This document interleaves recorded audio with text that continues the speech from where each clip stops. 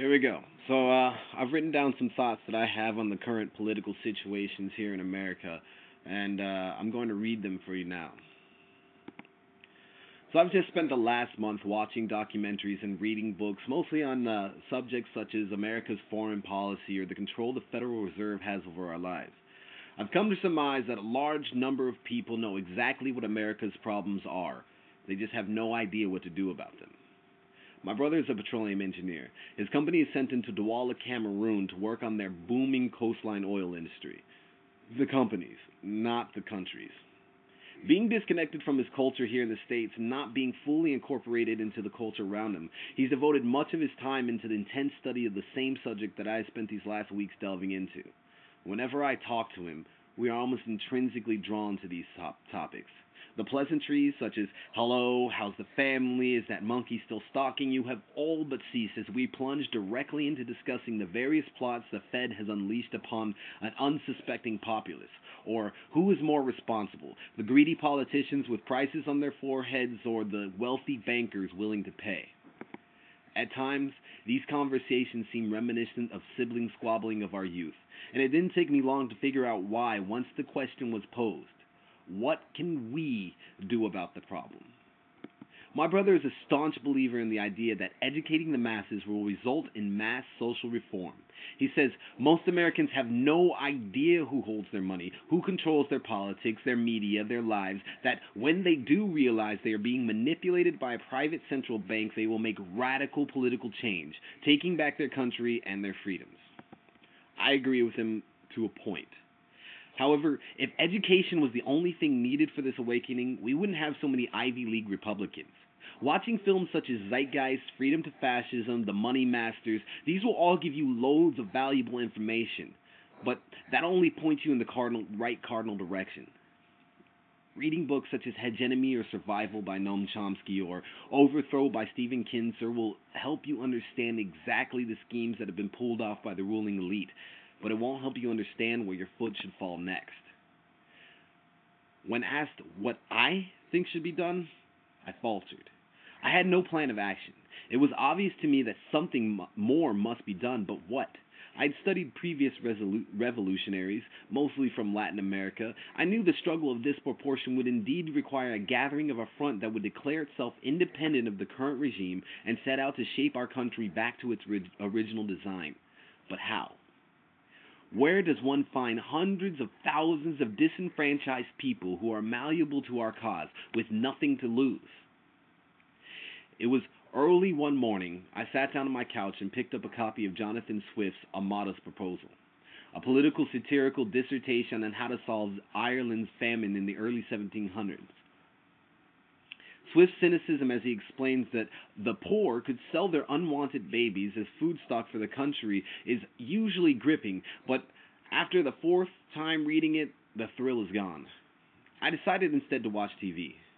I was going to try to find one of those all-day news channels with the hot-headed, extreme right-wing, take-no-shit kind of commentator just to remind me what an idiot truly was, but something else caught my eye. I stopped on a channel showing a documentary about Little Rock Central High School. Yes, daytime TV sucks. The idea that a documentary worth watching would be on seemed on par with Hillary Clinton winning the presidential election. But there one was. I still don't hold out a lot of hope for Hillary.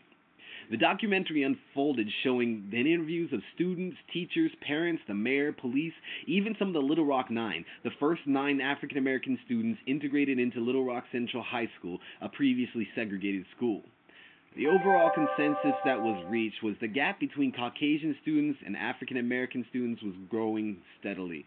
Increasingly more African American students are not completing high school. The teen pregnancy rate among African American teens is rising steadily. The level of poverty among African Americans is exponentially growing, as is the number of African Americans. So what we have here is an exponentially growing population of poorly educated, poorly financed, disenfranchised people who have nothing. What's more is this situation is not unique to Little Rock, Arkansas.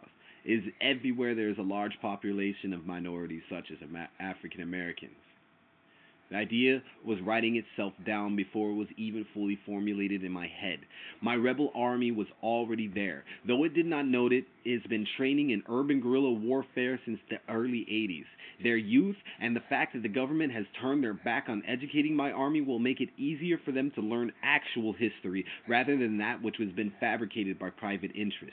The fact that my army believes that they will not succeed in America today will only serve to drive them into taking radical steps to change America tomorrow. I finally had formulated an idea of what should be done. The disenfranchised people should be organized and rallied into a political front which would seek social reform and eliminate private centralized banks in America by any means necessary.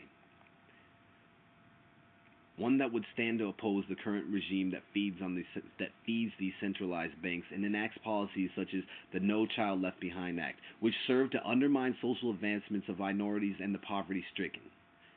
Then it hit me.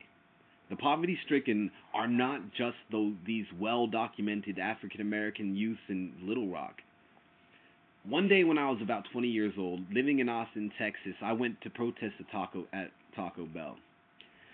The irony that all 5 workers inside this unholy shrine to all that was a bad for tomato picking migrant workers were in fact Mexican immigrants was not lost on me. When I took a good look around the crowd, I noticed something strange. The protesters. I found it odd that every person who came out to show their support for these downtrodden immigrants who supply our life of excess were the very people who reap the benefits of this imposed caste system. They're just a bunch of college kids with nothing better to do, said the clerk at the gas station next door. These are the same hippies who fill their dorm room fridges with all kinds of fruit thinking they're being healthy and natural. They don't realize that the fruit was grown in some place in Latin America where American companies have turned the whole country into fruit-picking serfs. He was right. American companies like United Fruit, Del Monte, and even Dole have transformed Central American and South American countries into their own private orchards. These citizens of these lands are treated like nothing more than landless serfs, who have nothing more to offer than cheap labor. These people in these countries often try to escape the grip of control American companies hold over their lands and government. However, when a political leader south of Texas even thinks of agrarian reform or nationalizing resources, they are crushed by well-lobbied or bribed politicals in Washington. These immigrant workers all know this. That is where they're from. If you can't beat them, join them. Thousands of agriculture workers stream across the border into America in search of a better life. But with no other skills to speak of, they end up in fields doing exactly what they know. They have no education, no money, and because they are not legal citizens, no one in America to look out for their interests. So once again, we have a nice large group of people who could easily be persuaded to join this rebel front. It did not stop there. The disenfranchised people living in this American nation are as diverse as they are plentiful. If ever these people will be fully rallied together with the intent on taking back America by any means necessary, I would say they have a little more than a fighting chance. But I could be wrong. This is still a work in progress, so let me know what you think.